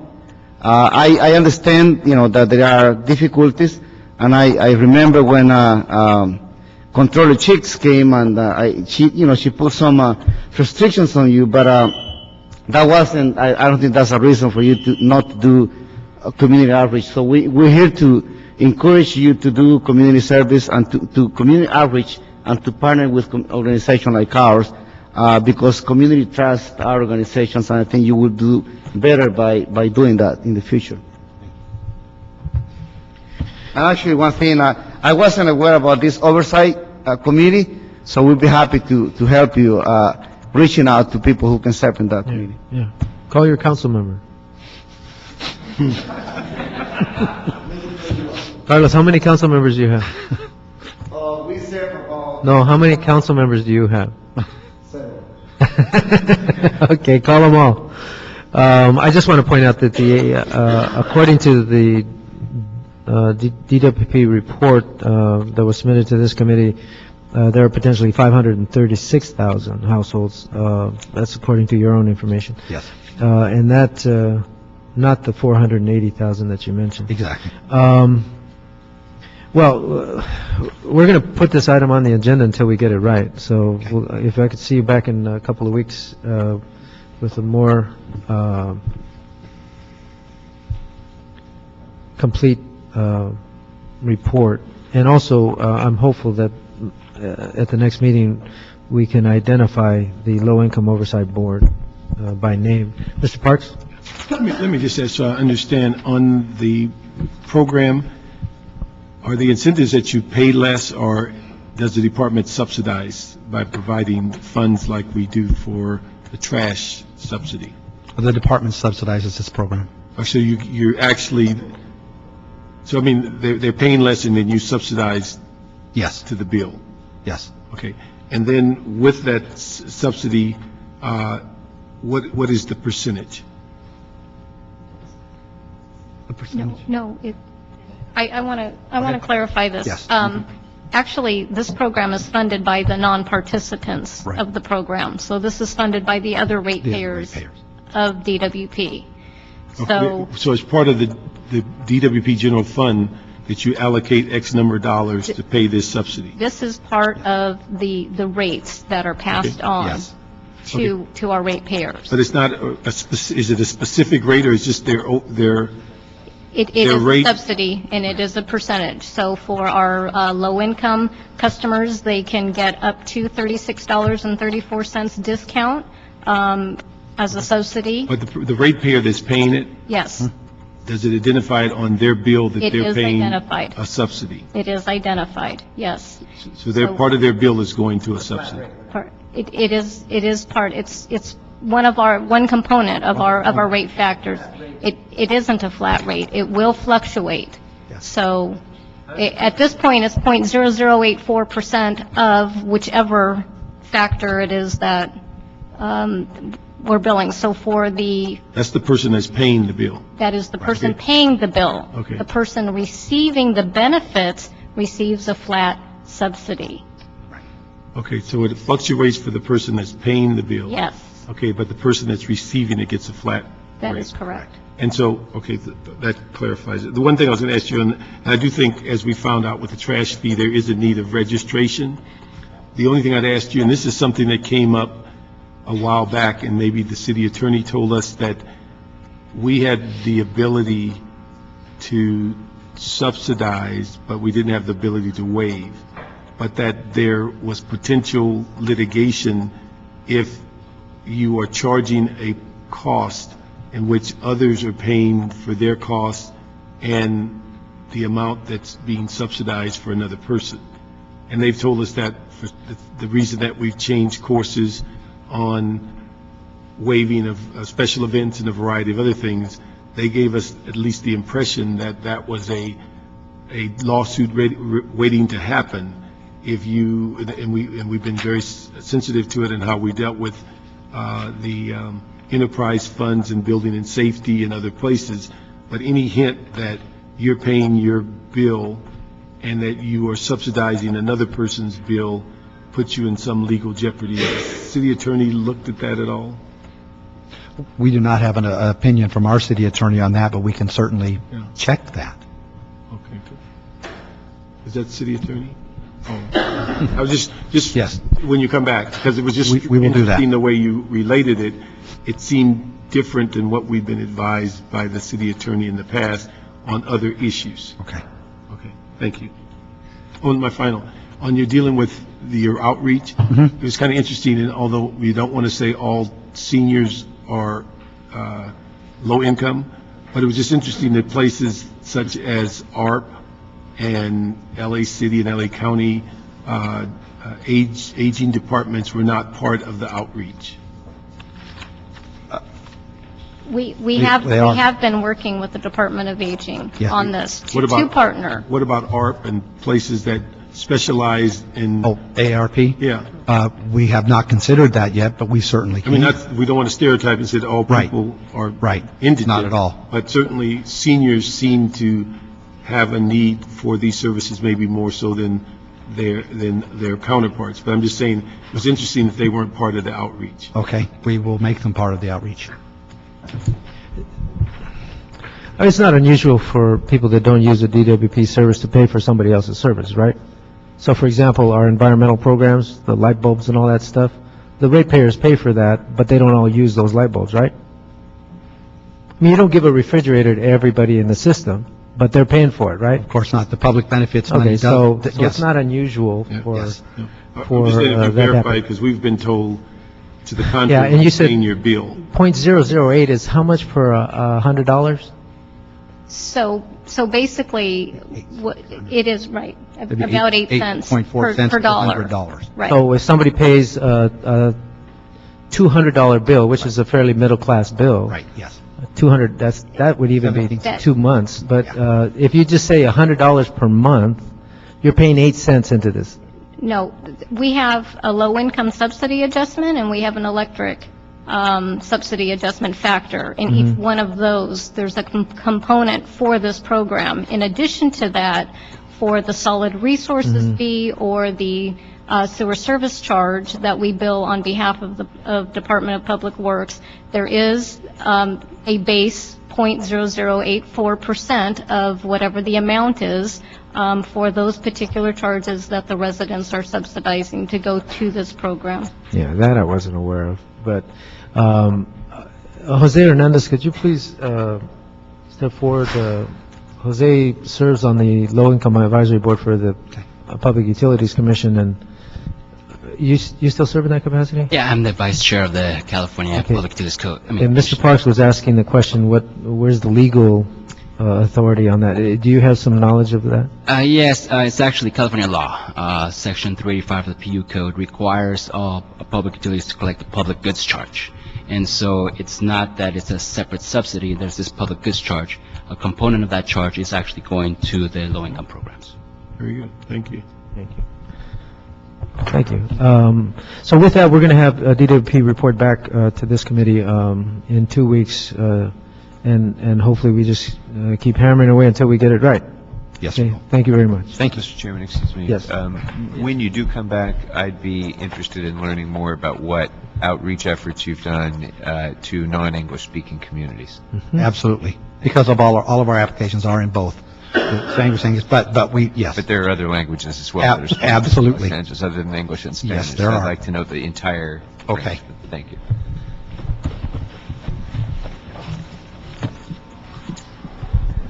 Item number 5 is the CAO and CDD reports relative to the City of Los Angeles Workforce Investment Board Year 11 Annual Plan from July 1st, 2010 through June 30th, 2011, to provide employment services to businesses and job seekers.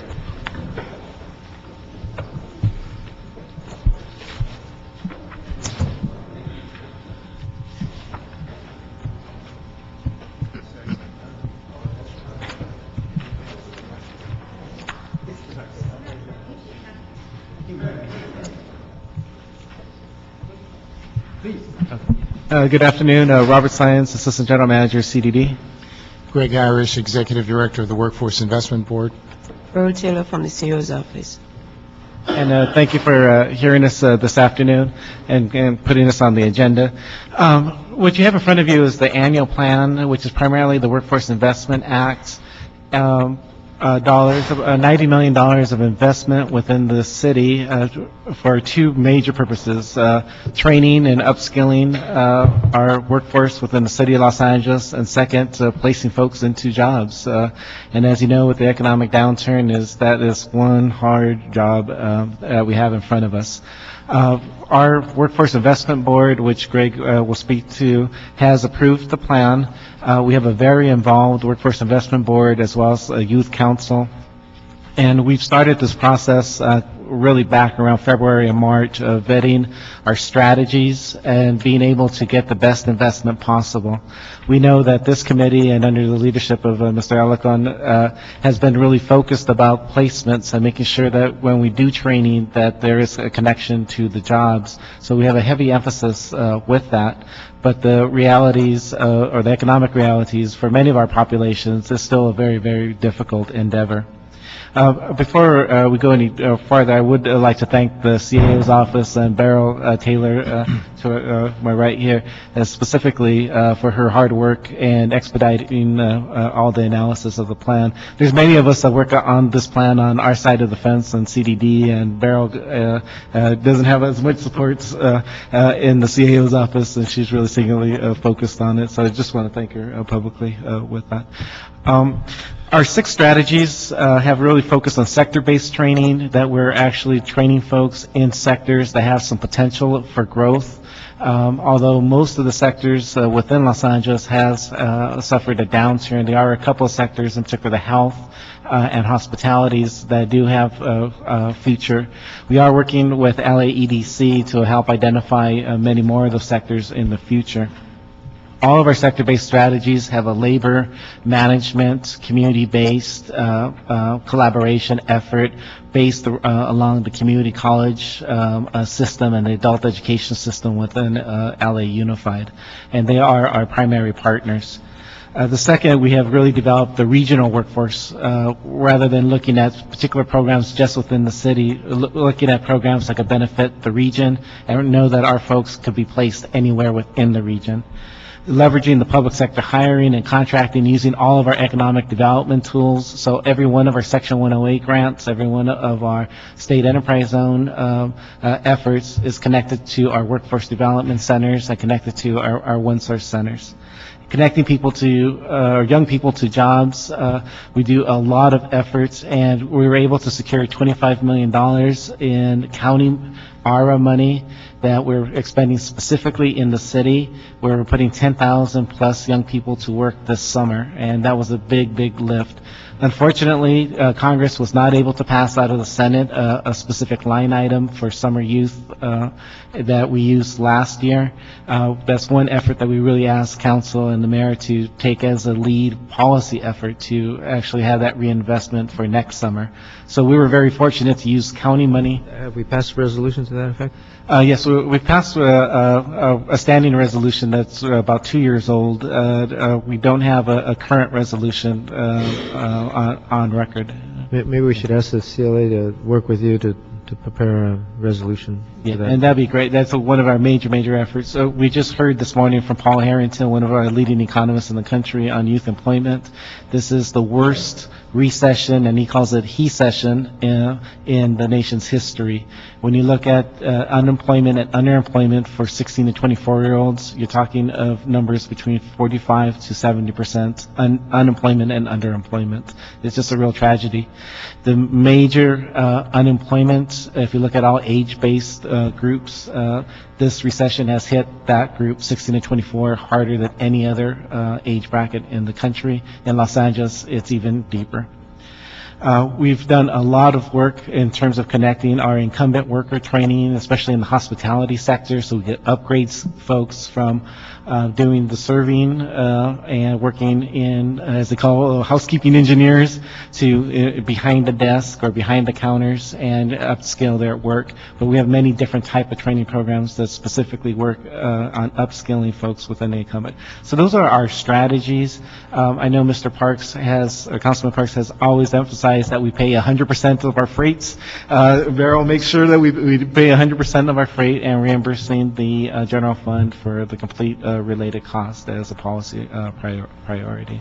And with that, I'll turn it over to Greg Irish. Yeah, members of the Greg Irish Workforce Investment Board, members of the committee, again, the board, the Workforce Investment Board spent a great deal of time formulating this plan. As you know, we have an agreement that exists between the council, the board, and the mayor, where the board formulates the plan, takes the first shot at it, then we transmit it to you for your approval, then it goes to the mayor. It's sticking with the same strategies. We're a little bit cash rich this time because we've got the Obama dollars, the ARA dollars. That's why we're $90.9 million are in the plan. We're talking about some of those dollars carrying forward into the next fiscal year. We're also talking about other dollars that we have actually competed for competitively on the state and the federal level that we were successful in getting ARA dollars. And of course, we try to complement what is used with workforce investment dollars with your plan for the expenditure of community development block grant funds as well. So it's a very extensive program.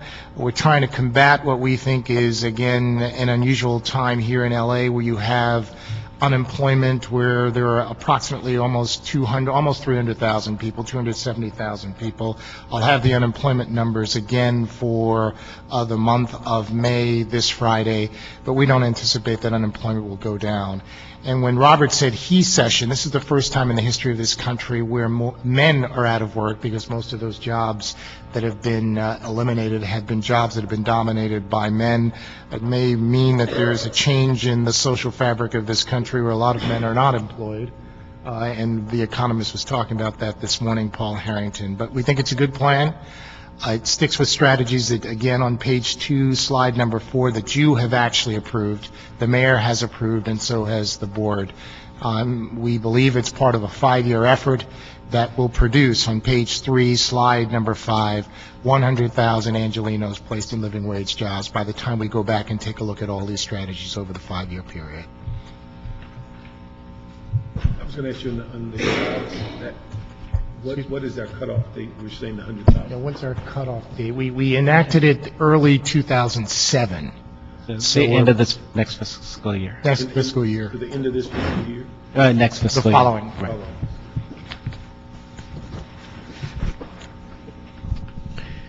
Okay, I don't have any questions. Does anybody else have any questions? Let me just ask a couple of questions. How long do we What have? is the fiscal year on these funds? Well, it's for our regular formula funds, it's July 1st through June 30th that we get from the federal government via the state. For the ARA dollars, we have until next June to expend, and perhaps a little bit later than June, because those are temporary dollars. So again, when we approach you next year with the new plan, we won't be talking about 90 million. We'll be talking about probably half of that, and then we can't predict what the federal government will do. So you have the same fiscal year as the city's general fund budget?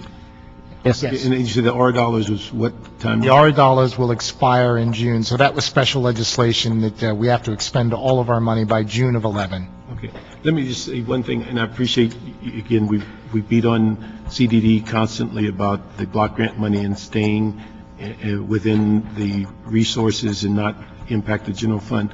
What would be very helpful, I think, for all of us, if there's any ability, because we've asked CDD to do this for block grant, is get the budgets done before our general fund budget.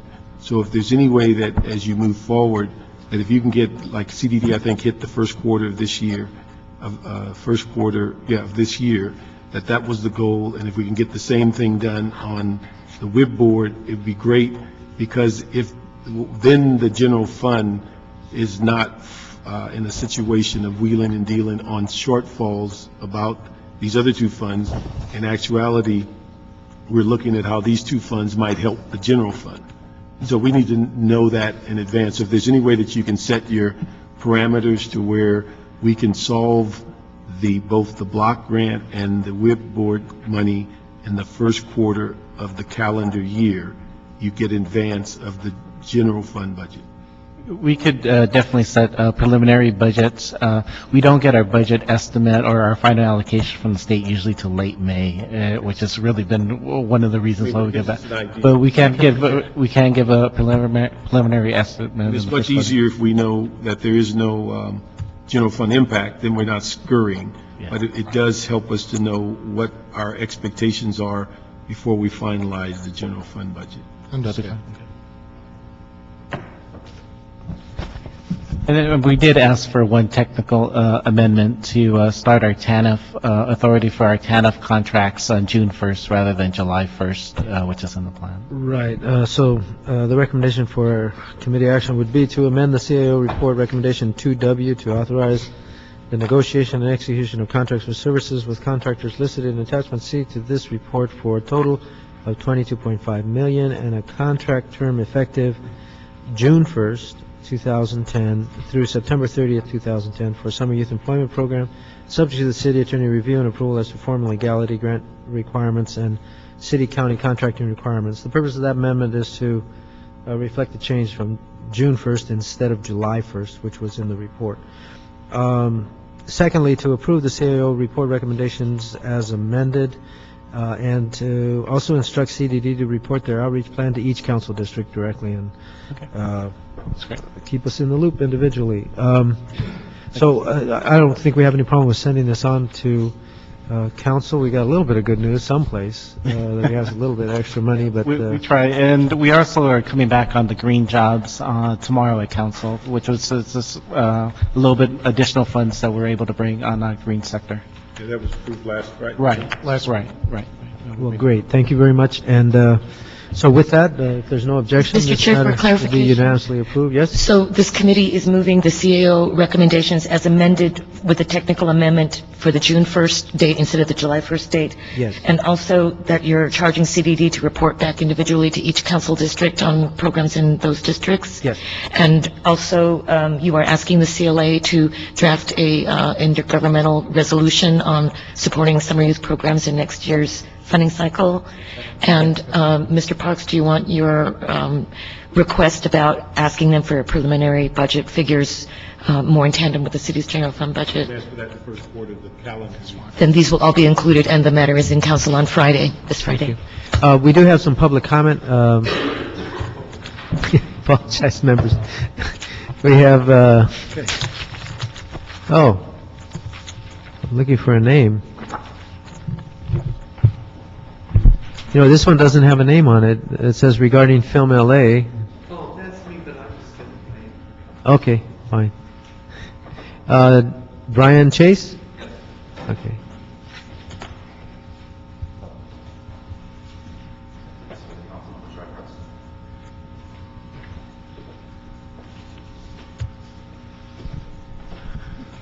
Council members, thank you very much.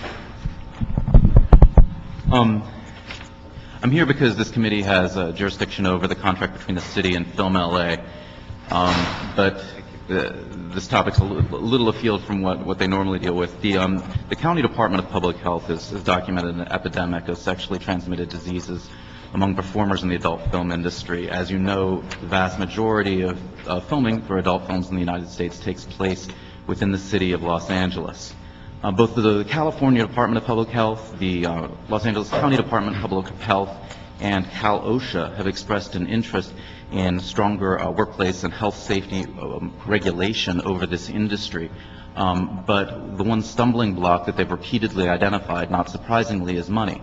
They don't have a lot of money to investigate, to figure out where filming is taking place. And that's where the contract between the city and Film LA comes in. Anyone who lives in LA knows that you get these notices constantly from Film LA that contain information about where filming is taking place. And that's exactly the information that Cal OSHA and the county have said that they need if they want to regulate this industry to protect worker health and safety. We have tried to contact Film LA. Film LA's contract with the city expressly says that they acknowledge that they're subject to the Public Records Act. That's, I believe I provided the relevant page of the contract. It says that information regarding shoot location, permittee data, revenue costs, notification complaints, all of that is a public record. But both on informal requests and in writing, Film LA has not acknowledged our public records requests and have ignored them. Now, we'd like to move this forward. We think that this is a cost-effective way to actually get some protection for these workers by using the data that Film LA is already collecting to enhance Cal OSHA and the Department of Public Health's efforts to regulate the industry. but we're not getting any cooperation out of Film LA, despite the fact that they are contractually obligated to do so. So what we'd like to ask is that any of the council members or this committee contact Film LA, remind them of their obligations under the Public Records Act, and ask them to more carefully cooperate with both AIDS Healthcare Foundation and with Cal OSHA and the Los Angeles County Department of Public Health in trying to figure out where these shoots are taking place. What is it you specifically want to know? We specifically want to get information about where adult film productions are being shot. A lot of the adult film production companies actually get permits through Film LA. There's no way that they can get liability insurance if they don't do that. So the bigger companies all have to go through Film LA for permission to shoot. We want them to be more forthcoming with the information about where shoots are taking place. Okay, you do understand that Film LA is a county-city joint effort? Yes, sir, I do. Okay, thank you. So I hope you took your message to the county as well. We have, sir. Okay, thank you very much. Thank you. With that, this meeting is adjourned. Thank you.